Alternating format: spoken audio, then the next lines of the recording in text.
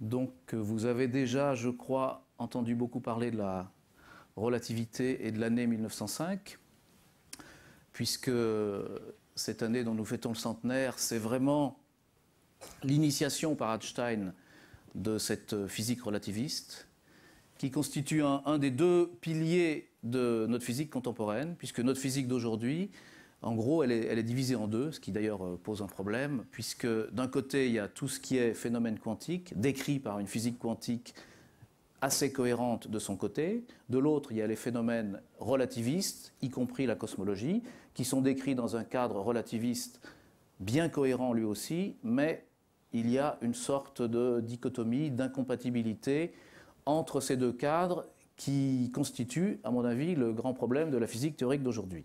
Mais ça n'est pas mon sujet.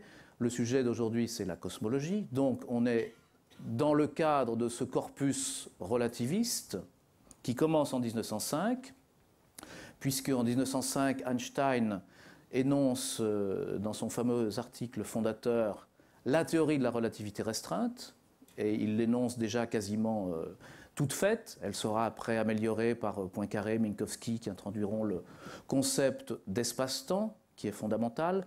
Et on peut résumer la relativité restreinte en une seule phrase, en disant finalement que l'espace et le temps, qui étaient considérés comme séparés, sont remplacés par une entité plus globale qui s'appelle l'espace-temps. Et en fait, quand on analyse ça d'un point de vue mathématique, tout ce que contient la relativité restreinte est contenu dans ce simple énoncé.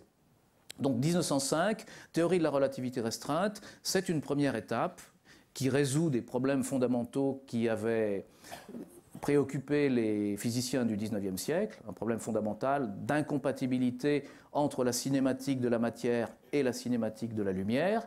Et donc ce problème est résolu complètement, parfaitement et élégamment par la théorie de la relativité restreinte en 1905. Bon, je pense qu'on vous en a déjà parlé, donc je n'insiste pas.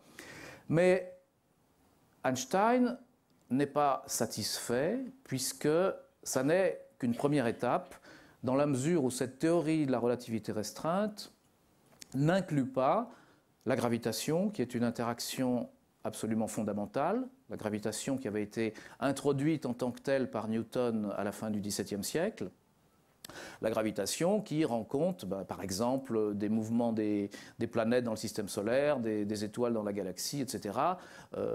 Vous savez que Newton décrivait la gravitation selon une loi universelle, ce qui est une nouveauté puisque avant Newton, il n'y avait jamais eu énoncé de loi universelle, et c'est en ce sens que l'on considère habituellement que Newton est le fondateur de la physique moderne, par le fait même qu'il énonce une loi universelle, et donc qu'il y a une répétabilité des lois, ce qui permet tout simplement de faire de la physique et de la physique expérimentale. Donc Newton introduit au XVIIe siècle la gravitation, et la gravitation, on sait bien qu'elle est là, on en a besoin pour expliquer que quand on lâche un objet, il tombe, pour expliquer que la Terre tourne autour du Soleil, la Lune autour de la Terre, etc. Donc pas de physique possible sans gravitation. Newton, au XVIIe siècle, l'avait introduite comme une force, c'est-à-dire Newton disait le Soleil ou n'importe quel corps massif exerce une force, et cette force va précisément forcer la Terre à dévier d'une trajectoire rectiligne qu'elle aurait si elle était libre, c'est-à-dire qu'un corps libre, lui, il va toujours tout droit, il n'accélère pas, il ne ralentit pas, il ne tourne pas. Donc si un objet décrit une orbite circulaire par exemple, ou elliptique, c'est parce qu'il y a quelque chose qui l'empêche d'aller tout droit, qui le force à accélérer, et c'est précisément ce que Newton appelle une force. Bon, c'est évidemment une description un peu tautologique, et d'ailleurs c'est un des défauts qui a été reproché à la théorie de Newton. Cette théorie marchait très bien, comme vous le savez sans doute, c'est-à-dire que depuis la fin du XVIIe siècle jusqu'au début du XXe siècle, jusqu'à la relativité, cette théorie avait permis d'expliquer les mouvements des planètes, évidemment toute la balistique, la dynamique sur la Terre, les mouvements des étoiles, etc. Toujours avec un excellent succès. Et même permettre de prédire le retour des comètes, permettre de découvrir des nouvelles planètes. Enfin, c'était une succession de succès à tel point que cette physique de Newton a été prise comme modèle, et toutes les disciplines scientifiques et même extra-scientifiques s'en sont inspirés pour essayer, par exemple, de faire une biologie à la Newton, une sociologie à la Newton, etc. Bon, ce qui n'a pas toujours été couronné de succès, mais en tout cas, la physique Newton est un succès extraordinaire dans ses prédictions et dans son explication des phénomènes. Alors pourquoi la changer si elle marchait si bien? Eh bien, c'est pour des raisons essentiellement conceptuelles. Et Einstein n'est pas satisfait de la physique newtonienne. Einstein n'est évidemment pas le premier à critiquer cette physique newtonienne. D'ailleurs, Newton lui-même avait bien conscience des difficultés de sa théorie, qui sont que finalement, on peut résumer ces difficultés en disant que cette idée de force qui s'exerce à distance sans intermédiaire, c'est quelque chose qui paraît difficile à admettre. C'est-à-dire, comment imaginer qu'un corps, comme le Soleil par exemple, puisse agir sur la Terre alors que la Terre est à une distance énorme et qu'il n'y aurait rien entre les deux qui puisse transmettre cette interaction. C'est-à-dire, la Terre est très loin, comment peut-elle sentir une attraction du Soleil puisque le Soleil ne la touche pas, il n'y a pas de contact, il n'y a pas d'interaction directe. Donc ça, c'est un problème. Et ce que Newton répondait à cette critique, c'est qu'en fait, il devait y avoir une sorte de milieu qui occupe l'espace vide, un milieu qu'on aurait appelé l'éther gravitationnel, et qui aurait comme unique propriété de transmettre l'interaction gravitationnelle. Mais dès qu'on essaye de faire une théorie de l'éther, ça n'est pas quelque chose qui est matériel, bon, on n'y arrive pas. On n'y arrive pas. Donc quel est le statut de cet éther qui occupe l'espace vide? Ou si vous préférez, quel est le statut du vide ou quel est le statut de l'espace? Eh bien, c'est quelque chose qui pose problème. Ce n'est pas un problème pratique, vous avez bien compris, mais c'est un problème conceptuel. C'est-à-dire, si on essaye de construire une vision du monde, finalement, conforme à la physique newtonienne, eh bien, c'est très difficile et on n'y arrive pas. Alors ce problème a été soulevé par exemple par des philosophes comme Emmanuel Kant ou Ernst Mach qui était à la fois philosophe et physicien. Donc il y a eu beaucoup de critiques plus ou moins virulentes de cette physique newtonienne et pas vraiment de nouveautés, d'essais de réponse sur le plan physique, mais évidemment des essais d'explication, comme par exemple par Kant, sur le plan philosophique, d'essayer de comprendre quelle est la nature de l'espace. La question c'est, est-ce que l'espace existe vraiment ou pas? Est-ce que c'est quelque chose de matériel? Est-ce que c'est quelque chose qui a des propriétés physiques? Bon, question qui n'arrivait pas à être résolue et qui tourmentait beaucoup Einstein. Einstein qui avait lu Emmanuel Kant, qui avait lu Ernst Mach, et qui donc se préoccupait de ce problème. Et il était donc tourmenté, non pas parce que la physique newtonienne aurait été en échec pour expliquer tel ou tel phénomène, mais parce qu'il était difficile, sinon impossible, d'avoir une conception du monde cohérente dans le cadre de cette physique. Bon, je cite ce problème de l'espace, mais il y avait d'autres problèmes. Par exemple, le problème pourquoi tous les objets vont prendre le même mouvement, la même accélération lorsqu'ils sont au même endroit. C'est l'expérience, la fameuse expérience qui, paraît-il, n'a pas eu lieu. Galilée montant en haut de la tour de Pise et lâchant deux objets, et on s'aperçoit que les deux objets, malgré leur nature différente, arrivent en même temps en bas, c'est-à-dire qu'ils ont la même accélération. Pourquoi les objets, lorsqu'ils sont situés au même endroit, ont la même accélération? Ce qui s'appelle principe d'équivalence, ce qui est inclus dans la physique newtonienne, mais qui n'est pas expliqué et qui reste un mystère. Voilà un autre mystère de cette physique newtonienne, une autre difficulté conceptuelle. Et c'est avec ces difficultés conceptuelles à l'esprit que Einstein réfléchit pour essayer d'aller plus loin que la relativité restreinte. Et comme la relativité restreinte n'inclut pas cette gravitation, il comprend bien qu'il faut une théorie plus compliquée, à la fois pour inclure la gravitation dans la relativité restreinte et pour répondre aux problèmes conceptuels de la physique de Newton. Et cette théorie, bien sûr, ce sera la relativité générale, qu'il énonce en 1916, qui conserve toutes les nouveautés de la relativité restreinte, à savoir la nouveauté essentielle qui est que donc l'espace et le temps, comme il y avait chez Newton, sont remplacés par une entité globale qui s'appelle l'espace-temps.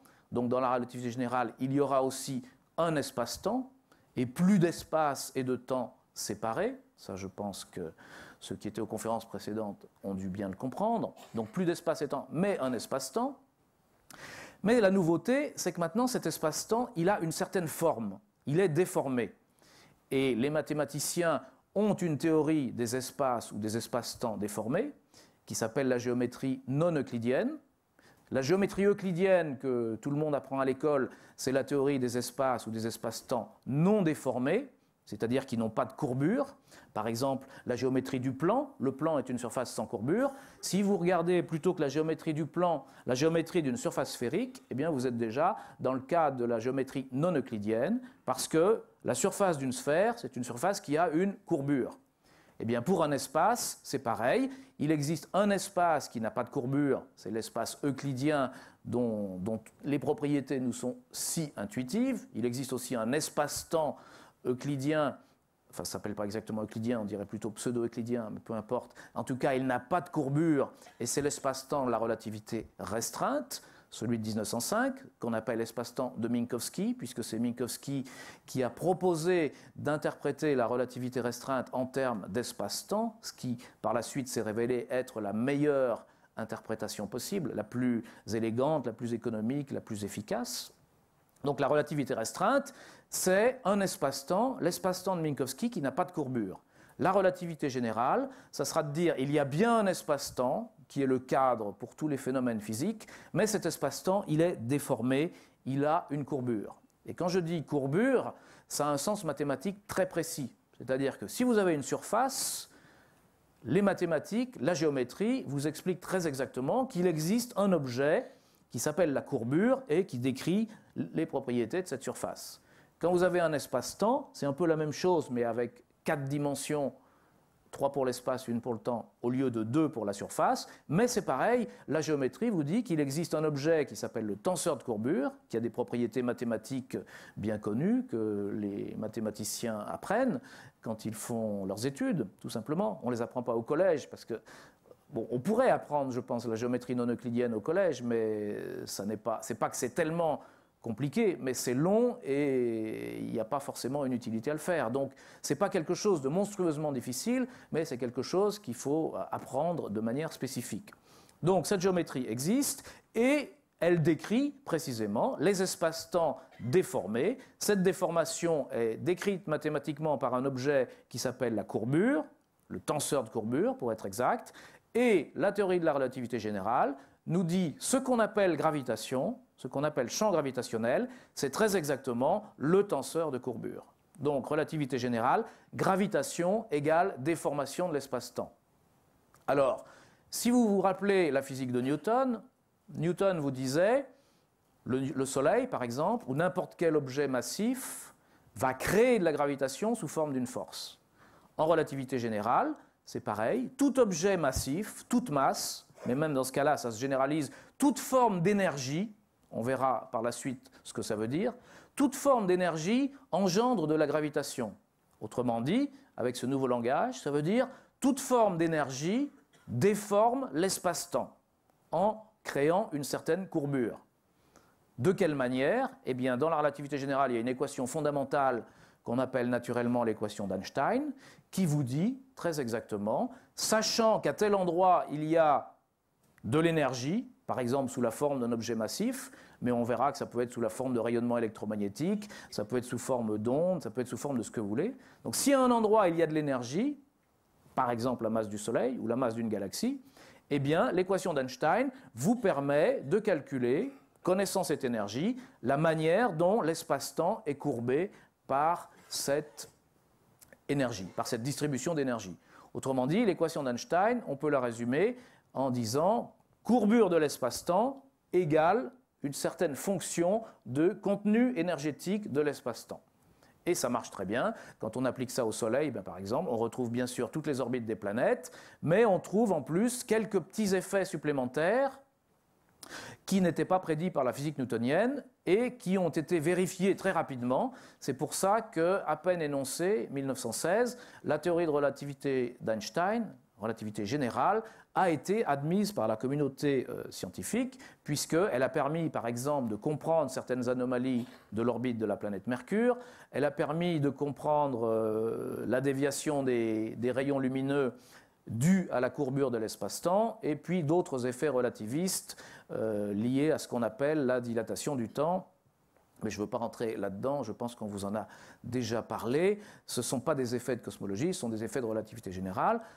Simplement pour dire que 1916, donc Einstein énonce cette théorie de la relativité générale, et dès 1919, notamment grâce à des expéditions qui ont été observées, une éclipse de Soleil par la Lune, on a pu mettre en évidence à cette époque la déviation des rayons lumineux, prédite par la relativité générale, ce qui permet à la communauté scientifique d'accepter cette théorie comme la théorie correcte pour décrire la gravitation. Ce qui n'empêche pas que cette théorie, bien qu'elle soit admise et qu'elle soit déjà considérée comme révolutionnaire, extraordinaire et tout, sera par la suite peu utilisée parce que finalement, eh bien, le fait d'utiliser la relativité générale, par exemple dans le système solaire, eh bien, ça va peu changer les choses par rapport à la physique newtonienne. Ça ne change que l'orbite de la planète Mercure et des choses qui se passent à proximité du Soleil, parce que c'est là que le champ gravitationnel est fort. Donc en dehors de ça, il y a un certain désintérêt pour la relativité générale. On se dit, c'est vrai, la réalité du monde est bien décrite par la relativité générale, mais ça a tellement peu d'effets nouveaux par rapport à la description newtonienne que on l'oublie et on revient tranquillement à la description newtonienne qui marche très bien. On sait que ce n'est pas tout à fait exact, c'est approximatif, mais l'approximation est tellement bonne qu'on n'a pas besoin de se soucier d'autre chose. Ça, c'est une conception qui a régné chez les physiciens pendant très longtemps et les physiciens ne s'occupaient pas tellement de la relativité, à part quelques physiciens super théoriciens qui travaillaient dans des laboratoires sur cette théorie vraiment de manière théorique, mais sinon ça a eu peu d'intérêt, jusqu'à ce que, dans la deuxième moitié du XXe siècle, on se mette à faire, disons plutôt que l'astrophysique commence à avoir, l'astronomie et l'astrophysique commencent à se développer et à mettre en évidence de nouveaux objets, comme des étoiles très compactes, les champs gravitationnels et tout ça, et que donc la relativité est d'une certaine manière une deuxième naissance.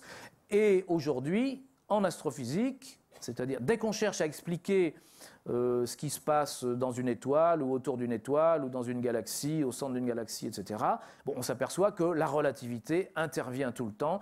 On ne peut pas faire d'astronomie et d'astrophysique sans utiliser la théorie de la relativité générale, qui est donc devenue une théorie qui maintenant est appliquée sans arrêt.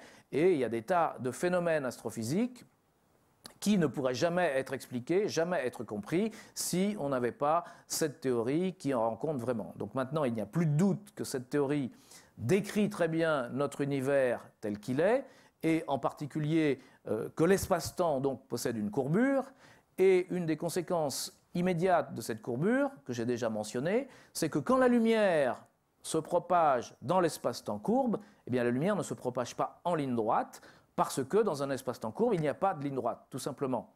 Prenez la surface d'une sphère, sur la surface d'une sphère, il n'y a pas de ligne droite. Si vous prenez une règle, vous n'arriverez jamais à appliquer votre règle droite sur la surface d'une sphère. Donc, il n'y a pas de ligne droite sur une surface courbe, il n'y a pas de ligne droite dans un espace-temps courbe. Donc, la lumière ne peut pas décrire des lignes droites, elle va décrire des courbes particulières, malgré tout, qui sont ce qu'on appelle des géodésiques. Et ça existe aussi sur une surface. Encore une fois, si vous avez une surface, vous prenez 2 points sur la surface, Paris et New York, eh bien, il existe entre Paris et New York une trajectoire qui est la plus courte possible. Et pour la voir, vous prenez un globe terrestre, vous prenez les 2 points, vous tendez une ficelle, et vous allez vous apercevoir que cette ficelle tendue va décrire un morceau d'un grand cercle sur le globe, ce qu'on appelle une géodésique. Et de manière générale, entre 2 points, il existe une courbe de distance extrémale, ça peut être minimale ou maximale selon les cas, eh bien on appelle ça une géodésique et on s'aperçoit, enfin ce que dit la relativité générale aussi, elle ne dit pas seulement que l'espace-temps est courbe, mais elle explique aussi comment les objets se déplacent dans l'espace-temps courbe, ils se déplacent en suivant des géodésiques. Et comment comprendre, par exemple, que la Terre tourne autour du Soleil? Eh bien, le Soleil représente de l'énergie, cette énergie courbe l'espace-temps, la Terre se trouve dans l'espace-temps courbé, elle décrit donc une géodésique de cet espace-temps courbé, et quand on fait le calcul, on trouve que c'est bien une orbite telle que celle qu'on observe.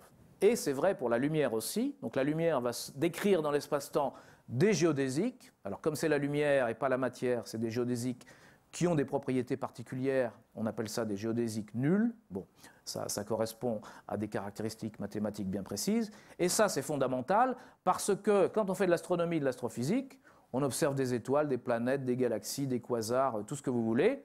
Et chaque fois qu'on observe, c'est parce qu'il y a un rayon lumineux dans un sens très large, ça peut être des ondes radio, des rayons X, etc., qui est parti de cette source lointaine et qui nous arrive. Mais ce rayon lumineux n'a pas suivi une ligne droite dans l'espace-temps, il a suivi une trajectoire qui suit la courbure de l'espace-temps qui peut être assez compliquée. Et il faut se méfier parce que c'est comme une lentille.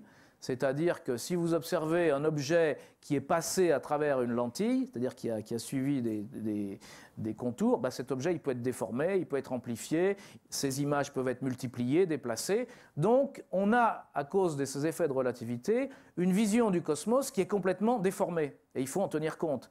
C'est-à-dire on voit un objet très brillant, bah, peut-être qu'il n'est pas si brillant que ça, c'est simplement parce qu'il y a des effets de courbure dus à la gravitation, qui ont fait comme une loupe, comme une sorte de lentille gravitationnelle, et cet objet est très amplifié par cet effet. Et ça, c'est quelque chose qu'on observe assez souvent, et qui maintenant est devenu tellement important que ces effets d'amplification gravitationnelle, donc dus à la courbure des rayons lumineux, sont devenus l'outil principal d'exploration du cosmos. Et en fait, ça nous aide.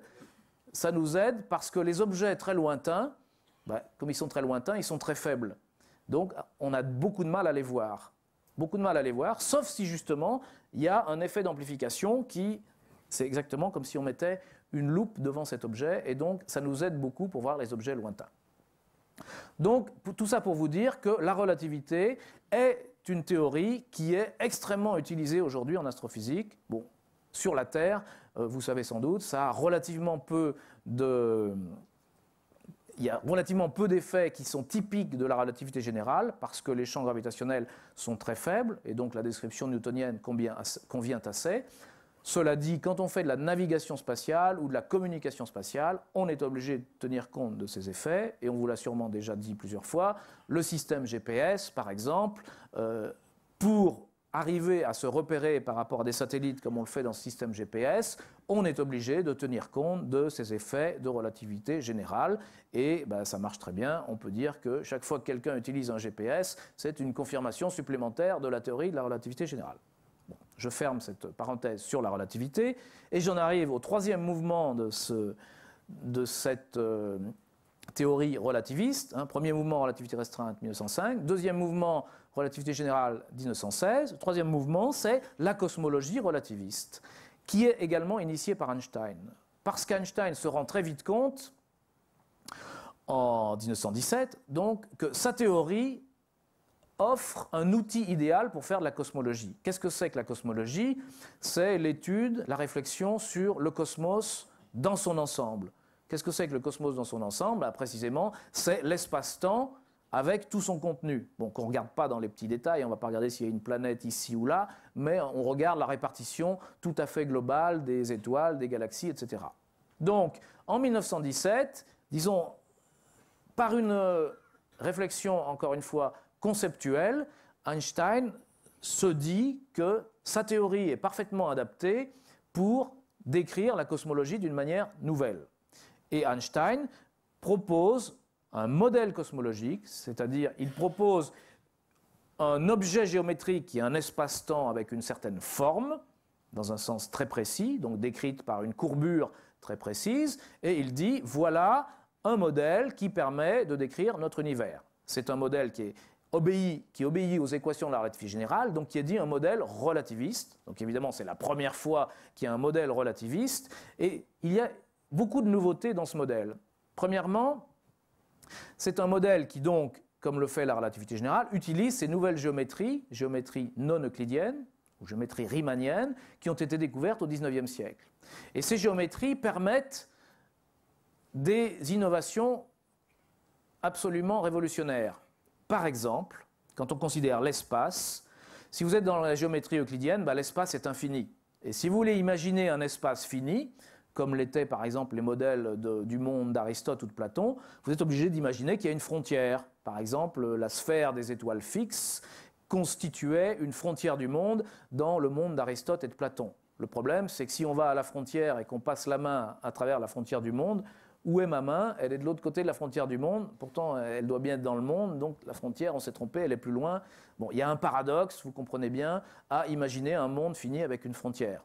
Et il y a aussi des difficultés à imaginer un monde infini, des difficultés qui ont été énoncées tout au long de la réflexion sur le cosmos, depuis l'Antiquité, en passant par Galilée, Kepler et les autres. Donc il y a une espèce d'ambiguïté difficile, c'est qu'il y a des problèmes à considérer que le monde est fini avec une frontière, et il y a des problèmes à considérer qu'il est infini. Eh bien, une des grandes nouveautés du modèle d'Einstein, c'est qu'on peut imaginer un monde qui soit à la fois fini. Fini, ça veut dire que son volume est fini, on peut le calculer, sa circonférence est finie, on peut en faire le tour. Bon, il faut très longtemps, il faut des milliards d'années pour en faire le tour, mais en principe, c'est possible, il ne faut pas un temps infini. Donc, Einstein propose un modèle où l'espace est fini, mais sans avoir de frontières. Donc, le paradoxe de la frontière qui avait tourmenté les cosmologues pendant plus de 2 millénaires disparaît. Le paradoxe du monde infini, enfin les difficultés plutôt du monde infini disparaissent. Donc ce nouveau modèle, il est complètement révolutionnaire parce que d'un coup, il vient résoudre 2 problèmes qui tourmentaient la cosmologie depuis 2 millénaires. Grâce à quoi? Grâce à la théorie de la relativité générale qui elle-même se fonde sur ces nouvelles géométries découvertes au XIXe siècle. Alors ça, c'est une innovation extraordinaire qui est reconnue. Donc on reconnaît que ce modèle d'Einstein, il est absolument extraordinaire. Et on peut dire que c'est le fondement de tout ce qui va se développer par la suite et qui est la cosmologie relativiste, jusqu'au modèle de Big Bang. Alors, ce n'est pas du tout un modèle qui est encore retenu aujourd'hui. Pourquoi? Parce qu'on est en 1917. En 1917, on n'a pas encore découvert que l'univers est en expansion. Je vais vous en dire un mot. Donc, personne ne sait qu'il y a cette expansion de l'univers. Tout le monde pense encore, comme on le pense depuis 2000 ans, que l'univers est statique. C'est une sorte de mythe qui est ancré dans les esprits, à tel point qu'encore aujourd'hui, il y a encore des gens qui sont tellement imprégnés du mythe d'un univers statique qui refusent cette idée de l'expansion et des modèles de Big Bang.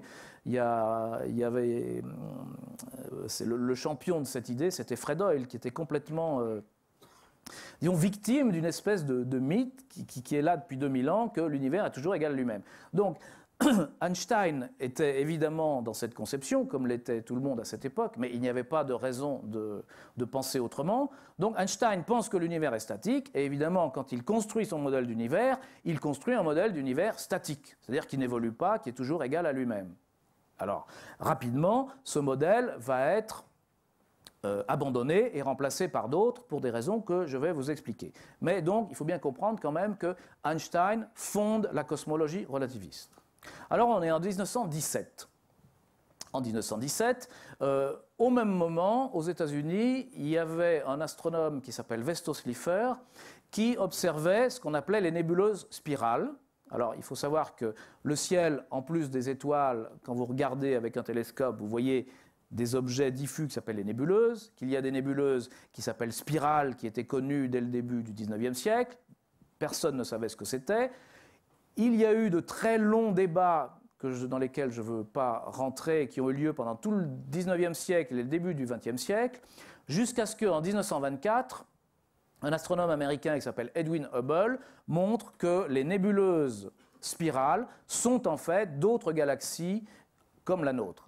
Nous sommes dans un système qui s'appelle le système solaire, avec une étoile, le Soleil, entouré de planètes. Autour de nous, évidemment, à des années-lumière, il y a d'autres étoiles, peut-être sans doute avec des planètes autour, et nous vivons dans un grand rassemblement de 100 milliards d'étoiles, à peu près, qui s'appelle notre galaxie, qui s'appelle la Voie lactée.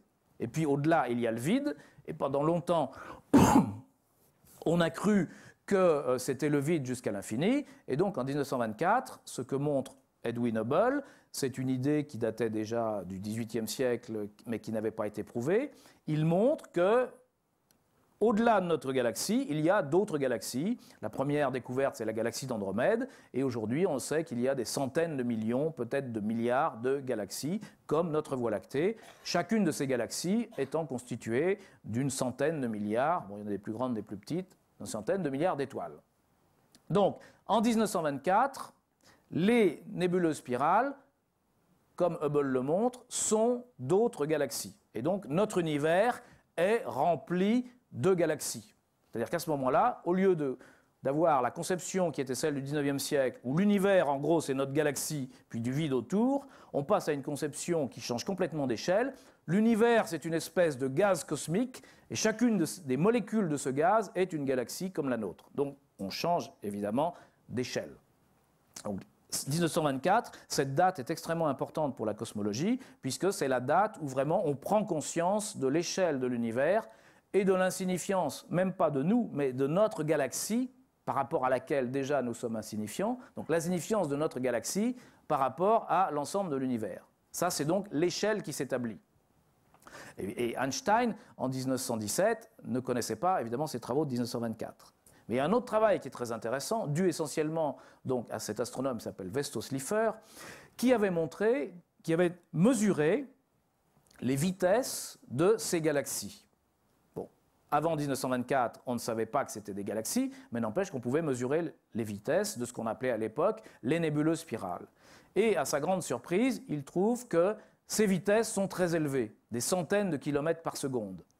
Elles sont très élevées, ce sont toujours des vitesses d'éloignement, c'est-à-dire c'est assez curieux, on observe tous ces objets, ils semblent tous s'éloigner, aucun ne semble se rapprocher. Et enfin, une loi très spécifique, qui sera formulée d'une manière plus quantitative par Hubble, encore Edwin Hubble, en 1929, c'est-à-dire que plus cette nébuleuse est éloignée, plus sa vitesse d'éloignement est grande. Et Hubble énoncera ça sous forme d'une loi de proportionnalité. La vitesse d'éloignement V est égale à l'éloignement D multiplié par une certaine constante, H, qu'on appelle aujourd'hui constante de Hubble. Donc, en 1900, déjà, Vesto Slipher a commencé ses observations. Il ne sait pas les interpréter. Lui, c'est un observateur, ce n'est pas un théoricien, mais il énonce ça. En 1910, il en a encore plus. Il commence à dire, mais est-ce qu'il n'y a pas quelque chose qu'on pourrait appeler expansion de l'univers? Enfin, il ne prononce pas le mot exactement expansion de l'univers, mais il parle d'expansion. Cela dit, on ne sait pas encore que les nébuleuses spirales sont d'autres galaxies. Et puis expansion, qu'est-ce que ça veut dire? On n'a aucun cadre théorique. La relativité générale n'existe pas encore. On n'a aucun cadre théorique pour imaginer une dynamique de l'univers lui-même.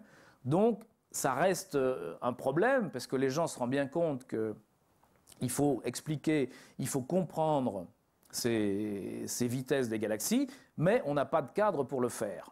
Et puis, petit à petit, il y a de plus en plus de mesures par Slipher, c'est repris par Hubble qui énonce sa loi en 1929, et on se rend compte qu'il y a un problème. C'est-à-dire, ces vitesses des galaxies, c'est quelque chose qu'on observe et qui est fondamental, mais on n'arrive pas à en rendre compte. Par exemple, on est en 1929. En 1929, Hubble énonce sa loi, que je vous ai mentionnée, et on se rend bien compte que cette loi signifie qu'il y a quelque chose qui se passe à l'échelle de l'univers entier. Il y a une espèce de régularité dans ces vitesses des galaxies qui ne s'explique pas, et à l'époque, on a un seul modèle cosmologique disponible, qui est celui d'Einstein, et comme ce modèle est statique, il n'y a absolument aucun moyen de comprendre ce mouvement des galaxies dans le cadre de ce modèle. Donc, il y a un problème, et en 1930, il y a la Royal Astronomical Society de Cambridge qui se réunit, tous les théoriciens cosmologues sont là, et ils se disent, on a un fait observationnel qui est que les galaxies s'éloignent toutes les unes des autres. On a un modèle théorique qui est celui d'Einstein qui n'arrive pas du tout à expliquer ça. Qu'est-ce qui se passe? Ça ne marche pas. On a un problème. Bon, il y avait aussi un autre modèle qui s'appelait modèle de De Sitter, qui pour d'autres raisons ne marchait pas non plus. Donc on cherche, les gens se séparent à ce congrès en 1930 en disant il y a quelque chose qui ne va pas, il faut chercher encore.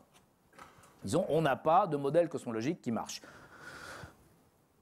Un physicien belge s'appelle Georges Lemaître, il lit les comptes rendus du congrès et il écrit à Eddington, qui était son ancien professeur et qui était l'organisateur du congrès, en lui disant « mais moi j'ai la solution ». Et effectivement, Lemaître avait publié en 1927, mais dans une revue belge en français que personne n'avait lu, un article où il calculait les solutions de la relativité générale et il montrait, premièrement, il montrait que la solution correspondant au modèle d'Einstein était instable, c'est-à-dire qu'elle ne pouvait pas convenir pour décrire notre univers. Et deuxièmement, il trouvait des solutions nouvelles. Merci Roland. Il trouvait des solutions nouvelles. À votre santé.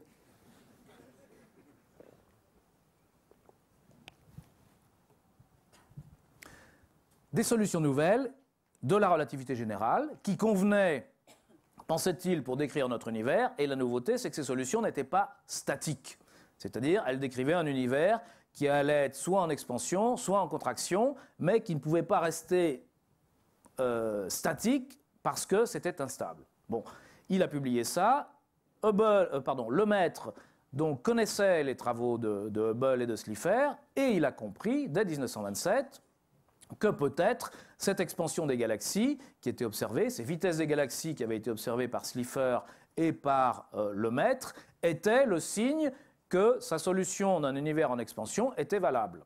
Et il avait même déjà, en 1927, énoncé ce qui sera connu comme la loi de Hubble, que Hubble énoncera en 1929. Donc, Lemaître, vraiment un précurseur, qui avait à la fois la théorie et le lien entre théorie et observation. Donc, Lemaître, après le congrès, écrit à Eddington. Eddington reconnaît les travaux, et finalement, les travaux de Lemaître sont republiés, traduits, et ils sont connus, et la communauté astronomique, la communauté des cosmologues, reconnaît que ces solutions sont bien les bonnes, sont bien adaptées pour décrire notre univers, rendent compte parfaitement des observations, et donc tout le monde, ou presque, admet que l'univers est en expansion. Ce sont des solutions de la relativité générale, qui avaient donc été trouvées par Lemaître en 1927.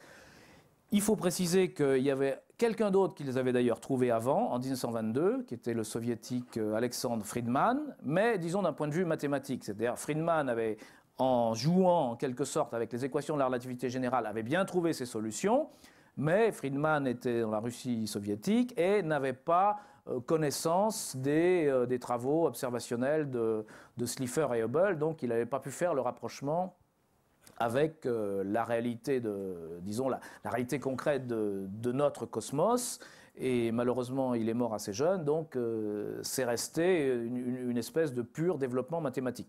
Et aujourd'hui, ces solutions de la relativité générale, cette famille de solutions qui correspondent à tout ça, on les appelle les solutions de Friedmann-Lemaître. Et elles sont très générales, et elles décrivent un univers donc, qui pourrait être soit en expansion, soit en contraction. Les deux choses sont également possibles selon la théorie, mais quand on regarde les observations, ça colle très bien avec les solutions en expansion. Donc, depuis 1930, on va dire, l'univers est en expansion. Et ces fameuses vitesses de galaxies observées par Slipher, cette loi de Hubble, c'est la caractéristique de l'expansion. Et cette fameuse constante H qui intervient dans la loi de Hubble, c'est très exactement le taux d'expansion. Qu'est-ce que c'est que cette constante H? Finalement, c'est l'inverse d'un temps.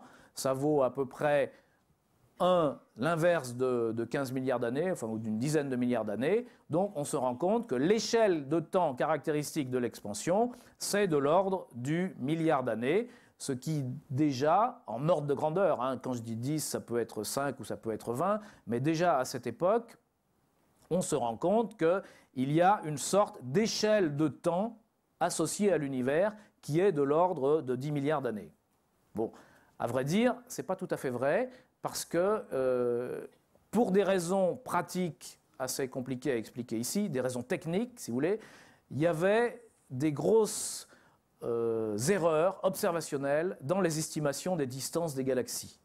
Donc, à cause de ces erreurs observationnelles, qui ont duré pendant des dizaines d'années, qui n'ont été résolues que dans les années 1950, il y avait une erreur d'estimation sur les échelles de temps, d'un facteur quasiment 10. C'est-à-dire que cette échelle de temps caractéristique de l'univers, dont on sait aujourd'hui qu'elle est de l'ordre de la dizaine de milliards d'années, elle était estimée de l'ordre du milliard d'années. Donc c'était une estimation fausse, Mais ce n'est pas la théorie qui était fausse, c'était les observations. Et donc ça posait un problème, parce que vous voyez que ça disait que finalement cette expansion se déroule depuis 1 milliard d'années. En quelque sorte, vous vous rendez bien compte que ça va être une sorte d'estimation de l'âge de l'univers. Donc on commençait à se dire, l'univers a un âge de 1 milliard d'années, et à cette époque, on savait déjà que la Terre avait 4 milliards d'années. Donc il y a quelque chose qui ne collait pas. Comment la Terre pourrait être âgée de 4 milliards d'années dans un univers qui, lui, n'est âgé que de 1 milliard d'années? Donc c'est une des raisons pour lesquelles ce qu'on appelle aujourd'hui les modèles de Big Bang, au début, ont mis très longtemps à être acceptés parce que, c'est vrai, il y avait cette contradiction. On ne pouvait pas accepter un modèle dans lequel l'univers soit moins âgé que la planète Terre qui se trouve dans cet univers. Bon. Donc au début, il y avait une contradiction vraiment qui a mis longtemps à être levée, ce qui explique, je crois, le succès de certains modèles concurrents qui ont été proposés à l'époque. Bon, mais on n'en est pas tout à fait là. On est simplement, pour le moment, dans les années 1930, où donc Lemaître propose que l'univers est en expansion, en accord avec la théorie de la relativité générale, donc c'est un modèle de cosmologie relativiste, et en accord avec les observations. Alors, ceci est relativement bien admis, bien que d'autres physiciens se disent peut-être qu'il y a d'autres moyens d'expliquer les vitesses des galaxies. Donc il y a eu des tas d'essais d'autres explications qui finalement ont tous été des échecs, mais enfin il y en avait qui étaient très intéressants, il y avait des autres théories concurrentes assez intéressantes, mais aucune n'a abouti. Donc finalement, par faute d'autres explications, et par un très grand succès, l'univers est en expansion, c'est reconnu en 1930. Qu'en déduire? C'est encore une fois Lemaître qui va faire l'effort de déduction qui est relativement simple d'ailleurs, pour aller plus loin et construire ce qu'il appelle le modèle de l'atome primitif, mais qu'aujourd'hui on appelle le modèle de Big Bang. Le raisonnement est très simple, parce que si l'univers est en expansion, et si l'on croit aux lois de la physique que nous connaissons, ces lois de la physique vous disent rien ne se perd, rien ne se crée. La matière, d'une certaine manière, se conserve. Donc on a toujours la même quantité de matière, mais à cause de l'expansion, dans un volume de plus en plus grand. Ça veut dire que la matière se dilue. Si elle se dilue, on sait en physique que quand la matière se dilue, les lois de la physique nous le disent, elle se refroidit. Donc, conséquence immédiate de l'expansion, dilution de la matière et refroidissement de la matière. Ça veut dire que si on va dans le passé, c'était plus dense et c'était plus chaud.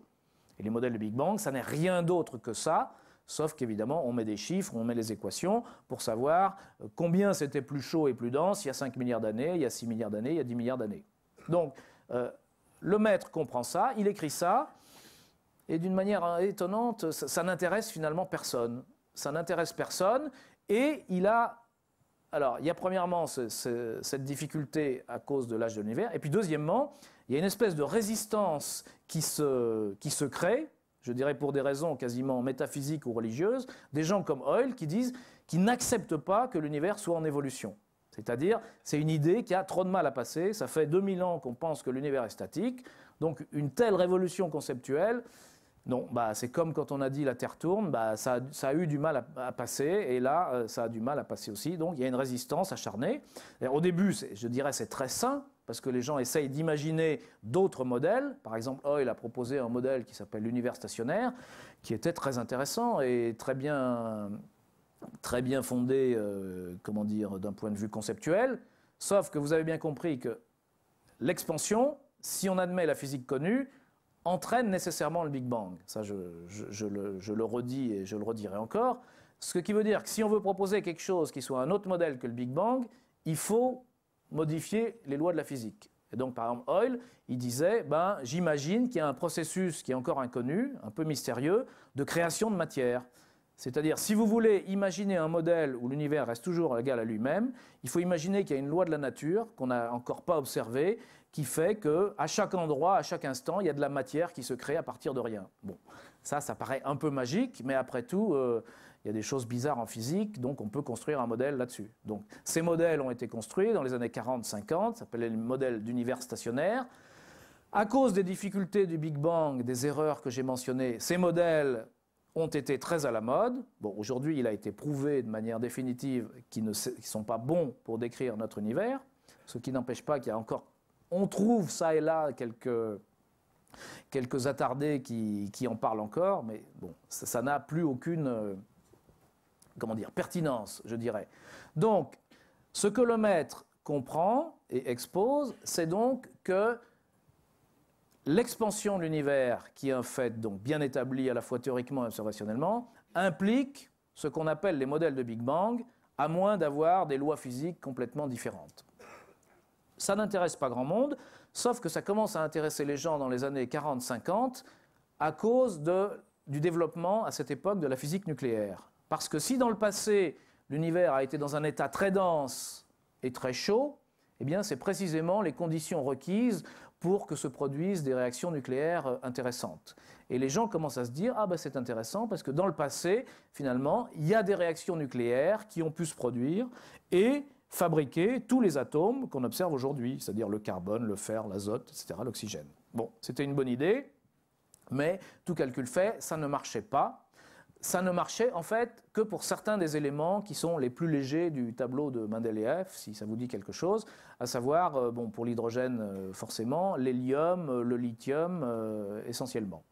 Et les autres éléments, ben, on a compris plus tard qu'effectivement ils ont été fabriqués dans l'histoire de l'univers par des réactions nucléaires, mais non pas celles qui se sont produites dans l'univers global au début de son histoire, mais dans le cœur des étoiles. C'est-à-dire, par exemple, si on prend l'étoile Soleil aujourd'hui, dans le cœur de l'étoile Soleil, il y a des réactions nucléaires qui transforment de l'hydrogène en hélium.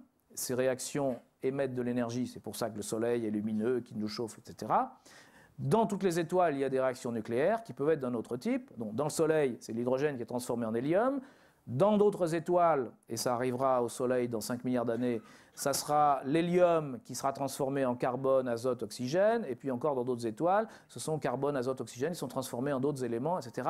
Et tous les éléments dont nous sommes faits ont été fabriqués un jour dans une étoile qui a vécu il y a 1 milliard, il y a plus de 5 milliards d'années, puisque tous ces éléments étaient déjà là il y a 5 milliards d'années. Donc toutes les molécules, tous les atomes dont nous sommes constitués ont été fabriqués dans des étoiles qui ont vécu il y a plus de 5 milliards d'années. Donc en ce sens-là, nous sommes, comme vous le savez bien, des poussières d'étoiles.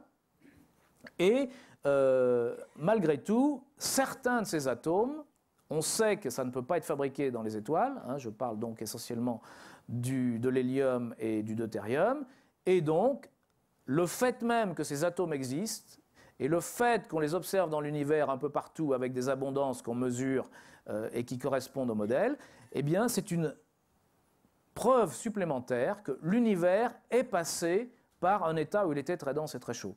C'est-à-dire que si on n'avait pas les modèles de Big Bang qui nous disent que dans le passé l'univers a été très différent d'aujourd'hui, très dense et très chaud, on ne pourrait pas expliquer la présence d'hélium et de lithium et de deutérium dans l'univers. Et comme d'ailleurs les autres éléments ont été fabriqués à partir de cela, on ne pourrait rien comprendre, on ne pourrait pas expliquer l'origine de quoi que ce soit. Donc, la composition chimique de tout ce qu'on rencontre, en fait, implique également les modèles de Big Bang et c'en est une preuve supplémentaire. Autre preuve de ces modèles de Big Bang, c'est le fameux rayonnement cosmologique, puisqu'en 1940, comme je vous l'ai dit, les physiciens commencent à s'intéresser, par le biais de la physique nucléaire, à ces modèles de Lemaitre, qu'on n'appelait pas encore modèle de Big Bang. Ils commencent à faire le raisonnement que je vous dis, c'est-à-dire des calculs de physique nucléaire pour voir quels éléments auraient pu être fabriqués dans l'univers dans ces phases très anciennes. Et en même temps, alors c'est essentiellement un physicien qui s'appelle Georges Gamow, en 1940, et en même temps, en faisant ces calculs, ils s'aperçoivent qu'il y a une dizaine ou une quinzaine de milliards d'années, l'univers a dû émettre un rayonnement absolument homogène, c'est-à-dire présent dans toutes les parties de l'univers, avec les mêmes caractéristiques. Et il ajoute, ce rayonnement a dû subsister jusqu'aujourd'hui. Donc vous imaginez la tête des physiciens entendant un type qui leur dit « l'univers doit être rempli d'un rayonnement qui a été émis il y a 15 milliards d'années ». Ça paraît complètement baroque, donc personne n'y prête la moindre attention, mais Gamow écrit cette prédiction en 1900, je ne sais pas, dans les années 1940. Ça tombe encore dans l'oubli jusqu'à ce que ces prédictions soient reprises dans les années 1960 par d'autres physiciens qui travaillent sur ces modèles, qui maintenant s'appellent modèles de Big Bang, et refont la prédiction de Gamow. Je ne sais pas s'ils avaient lu Gamow ou pas. En tout cas, ils refont les calculs avec des connaissances en physique nucléaire, physique atomique beaucoup plus précises, puisque c'est une époque où la physique a beaucoup progressé. Et ils refont la prédiction de Gamow en disant l'univers doit effectivement être rempli d'un rayonnement qui date d'il y a 15 milliards d'années. Bon, ça fait sourire évidemment tout le monde, mais ils disent maintenant quand même, vu que la radioastronomie a fait des progrès, il n'est pas impossible qu'on puisse détecter ce rayonnement. Et donc il y a une équipe d'astrophysiciens qui sont à Princeton, avec à sa tête quelqu'un qui s'appelle Robert Dicke, qui dit on va essayer de construire un détecteur radio permettant de détecter ce rayonnement.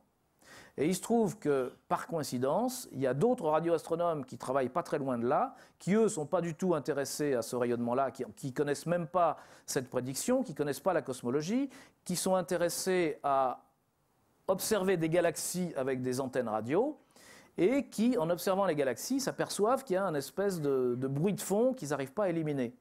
Et donc, ils se posent des tas de questions, ils essayent toutes les hypothèses, et en fait, sans le vouloir, ils ont détecté ce fameux rayonnement cosmologique, et vérification faite, on s'aperçoit qu'il a toutes les caractéristiques prédites par les modèles de Big Bang. Alors là, c'est un choc absolument incroyable dans la communauté des cosmologues. Évidemment, on vérifie ça, et on s'aperçoit bientôt qu'effectivement, l'univers est rempli d'un rayonnement. Il est là puisqu'on l'a détecté, et on l'a détecté avec les bonnes caractéristiques. Et je m'empresse de dire que depuis, ça c'est l'année 1965, depuis 1965, je pense qu'il y a dû y avoir, je ferai une estimation, je dirais peut-être 2 ou 3 centaines d'observations, c'est-à-dire des ballons, des satellites, des radios, télescopes, etc., plusieurs centaines d'observations différentes avec des méthodes différentes, des longueurs d'onde différentes, des sensibilités différentes de ce rayonnement qui toutes chaque fois ont confirmé les prédictions du Big Bang. Donc c'est quelque chose d'extraordinaire qu'on ait un rayonnement qui a été émis il y a 15 milliards d'années, qui pendant 15 milliards d'années a continué à se propager dans l'univers et qu'on puisse recevoir aujourd'hui. C'est donc une sorte de rayonnement fossile, d'ailleurs souvent on l'appelle comme ça, qui est rempli d'une information qui date d'il y a 15 milliards d'années et qui donc nous renseigne de manière très directe sur l'univers tel qu'il était il y a 15 milliards d'années. Donc on a la chance d'avoir ce rayonnement, et vous savez que il y a eu récemment un satellite qui s'appelle WMAP qui en a encore fait une cartographie très précise, et c'est quelque chose d'extraordinaire. Mais ce qu'il y a d'extraordinaire en premier lieu, c'est qu'il n'y a jamais eu aucune autre explication que les modèles de Big Bang pour ce rayonnement. Il n'y en a jamais eu. Je ne sais pas s'il y en aura un jour, mais vu qu'il y a tellement de gens qui ont essayé et qui n'ont pas trouvé, je ne pense pas qu'on n'en trouvera jamais d'autres. Donc, ce rayonnement, son existence même, mais aussi toutes ses propriétés, c'est une preuve extraordinaire de ces modèles de Big Bang. Alors, donc, ces modèles de Big Bang, vous voyez bien comment ils se sont mis en place. Donc, d'abord, l'expansion de l'univers. Ensuite, d'un point de vue théorique, simplement prendre les conséquences logiques de l'expansion de l'univers, qui implique un passé dense, un passé chaud, et ensuite, dans le cadre de ce modèle imaginé, on fait des prédictions sur la composition chimique des éléments, prédictions qui sont vérifiées, on fait des prédictions de l'existence d'un certain rayonnement électromagnétique, prédictions qui sont vérifiées, et puis il y en a beaucoup d'autres, évidemment, c'est-à-dire que tout ça est très cohérent, on s'aperçoit que les galaxies évoluent d'une certaine manière, maintenant, c'est tout un cadre, ces modèles de Big Bang, et tout est tellement intriqué qu'on ne pourrait même pas imaginer que ça soit autre chose. Cela dit, les modèles de Big Bang, ce n'est pas un modèle très précis, c'est-à-dire ce n'est pas un modèle où on vous dit l'univers a 13,7 milliards d'années, il contient tant de matière. C'est une classe de modèles, c'est-à-dire qu'on vous dit il y a eu une phase chaude, etc., mais on ne sait pas très bien à quelle vitesse ça se refroidit, à quelle vitesse ça se dilue, à quelle vitesse va l'expansion. C'est des choses qu'il faut mesurer. C'est comme si on vous dit la Terre tourne, la Terre est ronde et la Terre tourne. Encore faut dire quel est le rayon de la Terre, quelle est sa vitesse de rotation. Voilà, c'est-à-dire il faut préciser les choses dans ce modèle. Et le but essentiel de la cosmologie, c'est précisément de préciser à quelle vitesse se déroule l'expansion, est-ce qu'elle s'accélère ou est-ce qu'elle se ralentit, est-ce qu'elle dure depuis 10 milliards d'années ou 20 milliards d'années ou 50 milliards d'années, etc. Et la tâche des cosmologues, qui vont faire pour ça, évidemment, de l'astrophysique, c'est d'essayer de mesurer tout ça. Comment ? par des raisonnements assez indirects. Par exemple, si on sait que les éléments que je vous ai cités ont été fabriqués il y a 15 milliards d'années, eh bien on regarde quelles sont leurs abondances, c'est-à-dire combien d'atomes, par exemple, de deutérium ou d'hélium ont été fabriqués, et en mesurant les abondances des atomes de deutérium ou d'hélium dans l'univers, dans des étoiles ou autour d'étoiles, parce que dans les étoiles il n'y en a pas beaucoup, mais dans certains lieux de l'univers, on arrive à avoir des renseignements sur les conditions il y a 15 milliards d'années. Bon, je dis 15, c'est plutôt, comme vous savez, 13,7 aujourd'hui, on pense, milliards d'années, l'époque où ils ont été fabriqués. Quand on regarde les caractéristiques de ce fameux fond diffus cosmologique, c'est-à-dire sa température, son spectre, sa répartition dans le ciel, on en déduit aussi des renseignements. Quand on regarde la manière dont les galaxies lointaines, on les observe lointaines, mais comme la lumière a mis du temps, ça veut dire qu'on les observe telles qu'elles étaient il y a par exemple 10 milliards d'années, donc on a des renseignements aussi sur le passé. En observant ça, on a des renseignements et on met ces renseignements tout ensemble et on fait des prédictions à partir des modèles de Big Bang, on compare, et donc on pense qu'aujourd'hui, on arrive à bien connaître les caractéristiques des modèles de Big Bang. C'est-à-dire on connaît ce fameux taux d'expansion, la constante de Hubble, on pense qu'on la connaît à mieux que 10% près, ce qui est pas mal, puisque au début, on ne la connaissait même pas à un facteur 10 près. Ensuite, on commence à penser, vous avez sûrement entendu parler, que cette expansion s'accélère, ce qui d'ailleurs cause un problème, parce que la relativité générale, dans son concept, c'est quelque chose d'assez simple. C'est-à-dire, pourquoi l'univers a une dynamique? Eh bien, parce qu'il représente lui-même un certain contenu d'énergie. Comme je vous l'ai dit, dès qu'il y a un contenu d'énergie, ça crée de la courbure, et cette courbure entraîne aussi une dynamique. Donc, si l'univers contient de la matière, cette matière fait que, finalement, l'univers, gravitationnellement, s'attire lui-même. C'est pour ça que, comme je vous l'ai dit, l'univers statique d'Einstein ne peut pas être stable, parce que si l'univers était statique, comme il s'attire lui-même, immédiatement, il rentrerait en contraction. Donc, c'est pour ça que, soit il a une expansion qui dure, soit il est en contraction, mais le statique, ce n'est pas possible. Donc, on observe qu'il est en expansion, et naïvement, puisqu'il s'attire lui-même, on a tendance à se dire, cette expansion, à cause de l'attraction, elle doit se ralentir. Et pendant des décennies, disons pendant la deuxième moitié du XXe siècle, on a pensé que l'expansion de l'univers doit normalement se ralentir. Surprise, des mesures qui ont été faites dans les dernières années semblent suggérer que l'expansion s'accélère.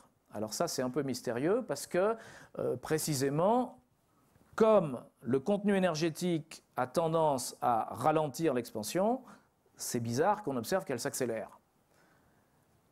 Quelle est la réponse à cette énigme? On ne la connaît pas, justement. Et ça, c'est une énigme de la cosmologie d'aujourd'hui. Je dirais, en gros, il y a deux réponses possibles. Première réponse, c'est ce qu'on appelle la constante cosmologique, qui avait d'ailleurs été introduite par Einstein dès 1917.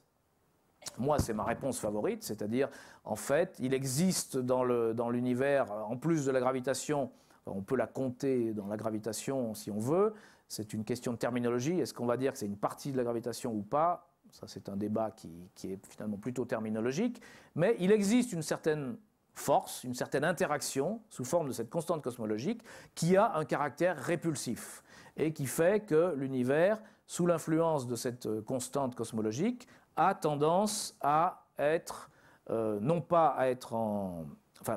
tendance à avoir une expansion accélérée, parce qu'il y a ce côté répulsif. Ça, c'est la première explication. La deuxième explication, c'est dire non, il n'y a pas de constante cosmologique, ce truc-là n'existe pas, mais il existe une substance dans l'univers qu'on appelle quelquefois énergie exotique ou énergie noire, vous avez sûrement entendu ces termes, ou quelquefois quintessence ou énergie du vide. Enfin bon, c'est quelque chose qui évidemment a un caractère un peu mystérieux. Une substance qui aurait un effet gravitationnel répulsif. Alors évidemment, on n'a jamais vu ça, mais on ne sait pas, ça peut peut-être exister. Donc vous voyez que pour expliquer ce caractère d'accélération de l'expansion, on est obligé d'invoquer quelque chose qui n'est pas encore vraiment partie prenante de notre physique. Et ce qui est un des indices qui nous dit que notre physique, sans doute, on n'est pas encore au bout. C'est-à-dire qu'il y a encore des choses à trouver. Probablement, il faut trouver soit cette constante cosmologique, soit cette énergie sombre, sachant que peut-être d'ailleurs, dans une physique qui sera plus unifiée et plus complète, la distinction n'aura plus de sens, puisqu'on peut espérer que dans le cadre de cette nouvelle physique, la gravitation et la matière seront peut-être mieux unifiées qu'aujourd'hui, donc il n'y aura pas de distinction à faire entre constante cosmologique et énergie sombre. Je résume. 1917, donc Einstein propose un modèle cosmologique qui sera abandonné par la suite pour des bonnes raisons, mais il a quand même posé un cadre en disant si on veut faire de la cosmologie, on doit faire des modèles cosmologiques qui sont dans le cadre de la relativité générale, donc ils s'appellent des modèles cosmologiques relativistes. Et l'idée, c'est que le monde, l'univers, le cosmos est décrit comme un cadre géométrique qu'on appelle l'espace-temps, qui contient quelque chose, évidemment, de l'énergie, de la matière, du rayonnement, avec une influence de ce quelque chose sur le cadre qui est donné par les équations d'Einstein, qui, dans le cadre de la cosmologie, s'appelle plutôt équation de Friedmann-Lemaitre, mais peu importe. Donc, on a une relation entre ce contenu et ce contenant, et ce qu'on appelle univers, ce qu'on appelle cosmos, c'est l'ensemble de tout ça, bien sûr. Donc, ça, c'est quelque chose qu'Einstein a établi et qui n'est pas remis en cause. C'est-à-dire, aujourd'hui, c'est comme ça qu'on voit l'univers. Alors, ça doit être une solution de la relativité générale, c'est-à-dire qu'il doit y avoir une relation entre le contenu et le contenant. C'est pour ça que ce fameux problème de l'énergie sombre, il est fondamental, parce que on observe sur le contenant, c'est-à-dire sur l'espace-temps, on observe quelque chose qui est cette accélération, donc il doit y avoir dans le contenant quelque chose qui l'explique, ce quelque chose étant par exemple l'énergie sombre. Bon, vous avez aussi entendu parler du problème de la masse cachée, ce n'est pas tout à fait la même chose, c'est une autre problématique qui est moins liée à la cosmologie, mais tout ça pour vous dire qu'on a un cadre qui explique vraiment tout très bien, il y a quand même encore des petites énigmes. Mais je m'empresse d'ajouter aussi que cette énigme de la masse cachée, dont vous avez tous entendu parler, parce que dans toutes les revues, dans tous les livres, on en parle, ça n'est pas du tout lié à la cosmologie. C'est-à-dire, si un jour ou l'autre, quelqu'un proposait un autre modèle que les modèles de Big Bang, ça ne changera rien au problème de la masse cachée. Il n'a rien à voir avec la cosmologie, les modèles de Big Bang. Le problème de la masse cachée, c'est un problème local. Par exemple, dans une galaxie, on s'aperçoit qu'on n'a pas assez de masse pour expliquer la dynamique de la galaxie. Donc, tout ça pour vous dire qu'aujourd'hui, on a une cosmologie qui marche très bien. C'est-à-dire, on a les modèles de Big Bang qui, d'un point de vue théorique, sont très bien compris, cadrent très bien avec la relativité, ce qui d'ailleurs, d'une certaine manière, renforce encore notre confiance dans la relativité. On a des raisons de penser qu'il y a peut-être des modifications qu'il faudra faire à cette théorie de la relativité, un petit peu, pour expliquer le modèle de la masse cachée, mais les modèles de Big Bang sont tellement bien établis qu'on pense que, quelles que soient les modifications qu'on va faire à notre physique et à la relativité générale, ça ne changera pas les modèles de Big Bang. C'est quelque chose qui est tellement cohérent, tellement bien établi. C'est comme si vous voulez, on ne connaît pas les lois de la physique, mais le jour où on va dire peut-être qu'il faut changer un peu nos lois de la physique pour essayer quelque chose de plus complet, ça ne va pas changer le fait que la Terre tourne, que la Terre est ronde, etc. Bon, ça ne va pas changer l'expansion de l'univers. Ça, c'est des choses qui sont tellement bien établies que ça nous semble robuste. Mais néanmoins, on cherche quand même une physique un peu plus unifiée. Et ça a un rapport avec la cosmologie, puisque ces modèles de Big Bang donc, retracent une certaine histoire de l'univers. Vous avez bien compris que cette histoire, on la prend pour. C'est-à-dire, on part d'aujourd'hui et on se dit, dans le passé, c'était plus chaud, et puis on situe l'histoire en partant d'aujourd'hui, en allant vers le passé. Et comme je vous l'ai dit, dans le passé, plus dense, de plus en plus chaud. Donc il y a un moment donné, comme c'est très chaud, on va faire intervenir les interactions électromagnétiques entre le rayonnement et la matière. Quand ça sera encore plus dense et plus la physique nucléaire, puis la physique des particules, etc. On arrive à des températures, des densités, quand on remonte dans le passé, de plus en plus terribles, de plus en plus éloignées de notre physique. Et on arrive à un moment, finalement, où on est sûr d'une chose, c'est que notre physique ne s'applique plus. Parce que quand les densités et les températures sont trop fortes, on arrive à un domaine où il y a à la fois des effets qui ressortent de la relativité et qui ressortent de la physique quantique. Et les deux théories sont incompatibles, pour plusieurs raisons. Donc, on arrive à un moment où on ne peut plus décrire ce qui se passe. Pourquoi? Parce qu'on sait que notre physique n'est pas la bonne, on sait qu'on n'a pas encore trouvé la bonne théorie physique pour dire ce qui se passe. C'est pour ça que la reconstitution des modèles de Big Bang, à partir d'aujourd'hui, elle bute sur une certaine limite qu'on appelle le temps de Planck, la période de Planck, et on ne peut pas aller plus loin. Alors évidemment, il y a des tas de gens qui ont dit c'est la création de l'univers, c'est le début de l'univers. Pas du tout, on ne sait pas ce que c'est. C'est-à-dire, il est possible que l'univers ait commencé à ce moment-là. Il est possible qu'avant, il y ait eu une phase infinie d'expansion, une phase de contraction, d'oscillation ou autre chose. Personne n'en sait rien. Alors il faut absolument se méfier des objets, des articles où vous allez lire c'est le début de l'univers, c'est la création de l'univers. C'est pas du tout ça. Si la création de l'univers n'a rien à voir avec celle de Big Bang, on est dans une phase où simplement plus d'informations, on ne peut pas dire c'est.